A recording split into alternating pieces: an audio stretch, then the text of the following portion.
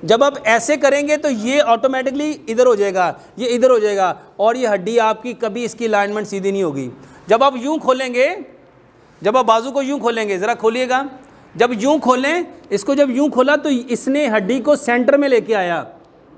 इसने क्या किया, हड्डी को, बात समझ में आ रही है? जब मैंने इसको यूं खोला, ये देखें, जब मैंने इसको यूं खोला, हाथों को यूं पूरा खोला और यूं जोर लगाया, जब यूं जोर लगाया तो मेरे ये जो हड्डी के, ये जो स्कैपुला है, ये जो हड्डियाँ चौड़ी है, ये देखो, जब आप हड्डी को ऐसे करोगे ये हड्डियाँ नज़र आएंगी, आती है नज़र। ये हड्डी ने आपकी स्पाइनल कॉर्ड को सीधा करना है। तो ये सीधा कब करेगा? जब आप पूरा जोर लगाएंगे। जब आपने इसको पूरा ही नहीं किया, घर में जाके इसको खोलिएगा, तो वो ये है, अपने आप को आगे लेके जाओ। अपने आप को जब ये आगे लेके जाओगे तो ये जो आपकी कमर है, ये जो आपकी कमर है, इसके दरमियान जो वर्टिब्रेट्स हैं वो आगे को खुलेंगे, ये मोरें आपस में खुलेंगे, और इन मोरों के दरमियान डिस्क है, उसने दोबारा बनना है।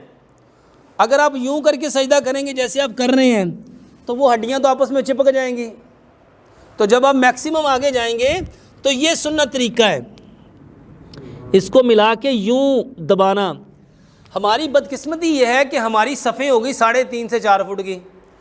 हरम में सफ़ें कितनी हैं? कितने फुट की सफ़ होती है हरम में?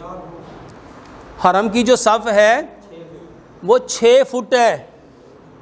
वो क्यों 6 फुट है? कि बंदा मैक्सिमम सजदा करे। और हमारे यहाँ पे अभी सजदा थोड़ा होता नहीं, अगले के टांगों में सर घुसा होता है। अब सजदा करें ज़रा, फ़र्क महसूस हुआ है? अब पाँव की उंगलियों को दबाओ, दबाओ, क्योंकि ये उंगलियों का पेट ज़मीन पे लगना चाहिए। ये जब दबाया तो यहाँ प्रेशर आ रहा है, यहाँ पे भी आ रहा है, तो पहले आ रहा था। इन्होंने ज़िंदगी में सजदा कभी सही किया ही नहीं, समझ आ रही है? प्रेशर आया और साथ ही क्या हुआ वहाँ पे। आप 5 मिनट ये सजदा करो हर 2 घंटे के बाद, हर 2 घंटे के बाद, 10 दिन में कमर का दर्द ठीक हो जाएगा। ये कोई दवाई नहीं है, ये कोई धोखा नहीं है, ये सुन्नत तरीका है। फिर दोबारा कीजिएगा, ज़रा पहले इनको बताइएगा कि आप पहले सजदा जो कर रहे थे, जो अब कर रहे हैं, उसमें फ़र्क है? कितना? बहुत ज़्यादा फ़र्क। ज़रा खड़े होकर कैमरे में बताइएगा, लोगों को पता चलेगा। इन लोगों को बताएं ज़रा। जो पहले मैं सजदा कर रहा था उसकी निस्बत तकरीबन ये कह लें कि 70% फ़र्क है। अगर मैं पहले सजदा जो कर रहा था, जो मैं इतने सालों से कर रहा हूँ, तो उससे तकरीबन 70% फ़र्क है। तो जब मैंने सजदा किया है, पहले भी मैं कहूँ तो साथ मिला के करता था, लेकिन आज इस तरह खुल के सजदा करने के साथ मेरे इस जगह पे और इस जगह पे और इस जगह पे मुझे महसूस हो रहा है। और अभी 1 मिनट नहीं किया, अभी सजदा 1 मिनट का, फिर दोबारा करें। ये जब तक अमलन, और दीन अमल का नाम है। ये देखें, ये है खुल के सजदा करना। भाई साहब इसको एक और चीज़ समझ लीजिएगा, उठिएगा ज़रा भाई साहब, खड़े होइएगा।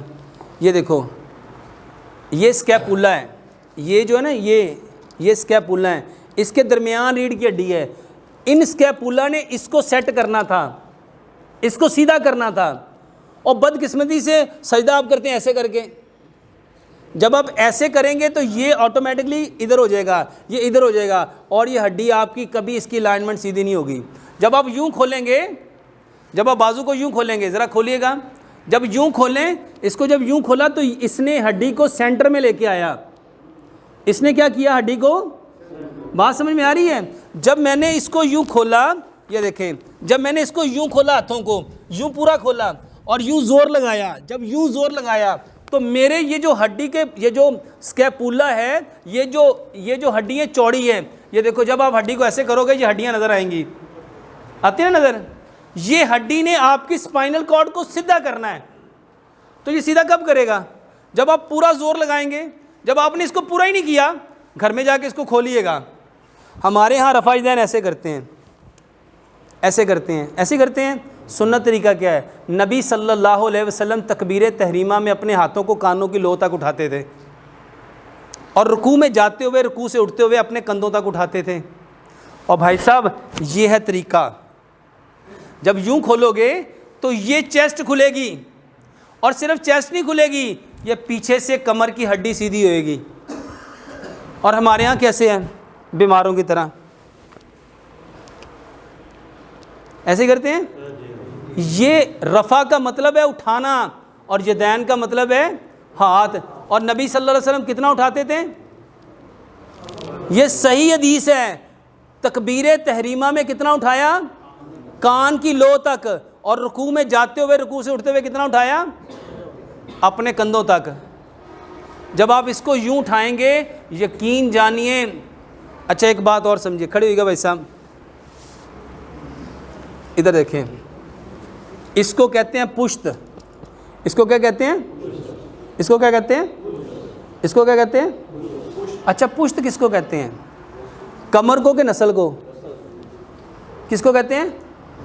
नस्ल को। और अल्लाह ताला ने जो हमारे तुखम रखे हुए हैं बैना सुल्बी व तराइब, कुरान में अल्लाह ने क्या फरमाया? तुम्हें कहाँ से निकाला है? बैना सुल्बी व तराइब, सीने और कमर की हड्डी के दरमियान से। और यहाँ नस्ल है, यहाँ क्या है? और अल्लाह हमारी नस्ल को मजबूत करना चाहता है। जिसका क़याम मजबूत हो गया उसकी नस्ल। और मेरे मोहतरम भाइयों, ये पूरी दुनिया में वाहिद सिर्फ जो कुरान और हदीस पे अमल करने वाले लोग हैं ना, उन्हीं की 4-4 बीवियाँ हैं। क्योंकि पुश्त किसकी डैड है? अच्छा पाँव सबसे ज़्यादा कौन खोलता है? जो जितना पाँव ज़्यादा खोलेगा उसकी पुश्त उतनी टाइट होगी। खड़े होइएगा भाई साहब। अच्छा कोई बीमार बंदा है जो कहता है यार मेरे चीज़ कोई ताकत नहीं हैगी बीवी के पास जाने की। अच्छा कोई कैमरे के सामने आएगा नहीं, माजरत, कोई बात नहीं, कोई बात नहीं, कोई बात नहीं, कोई माजरत। और अस्तगफार पढ़िएगा। अच्छा ये देखिएगा भाई साहब, इसको समझिएगा। पाँव नमाज में कितने खोलने चाहिए? कितने खोलने चाहिए? पाँव कितने खोलने चाहिए? हमेशा जिस्म के मुताबिक खोलने चाहिए। और मेरे मोहतरम भाइयों, कौन सा जिस्म है? ये देखो, वो है ये। कितना खोलना चाहिए? ये हिस्सा। और ये कितना होगा? भाई साहब कुछ चीज़ तो दीजिएगा नापने के लिए, कोई नापने के लिए कोई तार वगैरह दीजिएगा, कोई चीज़। ये रुमाल दीजिएगा। हाँ ये देखो मेरे मोहतरम भाइयों, ये देखो इस भाई का साइज़ क्या है? ये। तो पाँव का साइज़ कितना होना चाहिए? ये खोलिएगा ज़रा, खोलो ज़रा, ये है साइज़ इसका। अच्छा जब इसने इतना पाँव खोला, ये है आपका असल साइज़।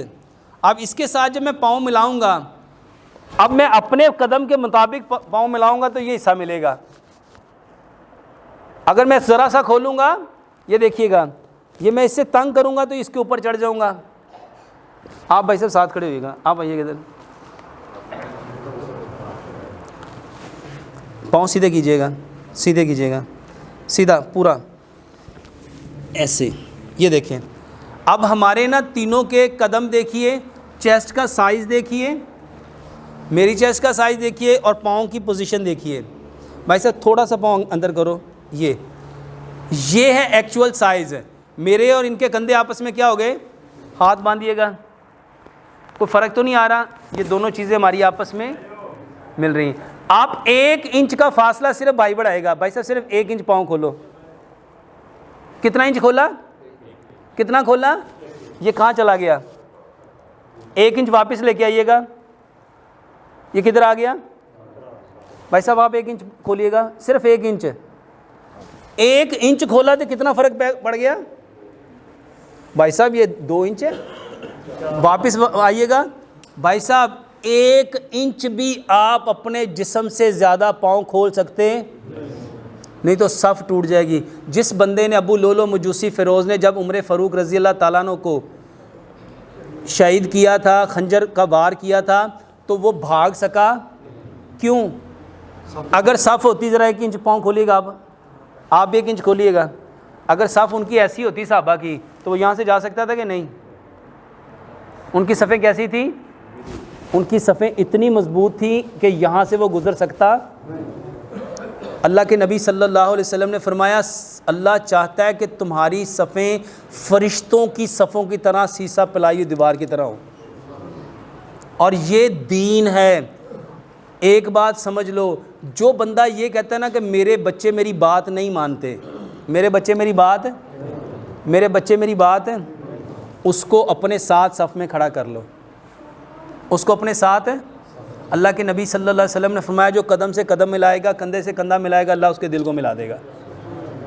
तो बच्चों के दिल को मिलाना चाहते तो क्या करना पड़ेगा, क्या करना पड़ेगा? और बच्चियां नू अपने नाल खड़ा करके सफ़ च खड़ा करना है, कदम नाल कदम ते कंधे नाल। ओए आज अहले हदीसों की सफ़ों में भी क्या आ गया है, कोई एहतमाम ही नहीं। अब के लोग कैसे खड़े होते हैं, किसी के पैर ऐसे होते हैं, किसी के पाँव ऐसे होते हैं, कोई बेचारे बीमारों की तरह नमाज़ पढ़ते हैं। और नमाज किस लिए पढ़ने आए थे? बीमारी दूर करने के, बीमार होने।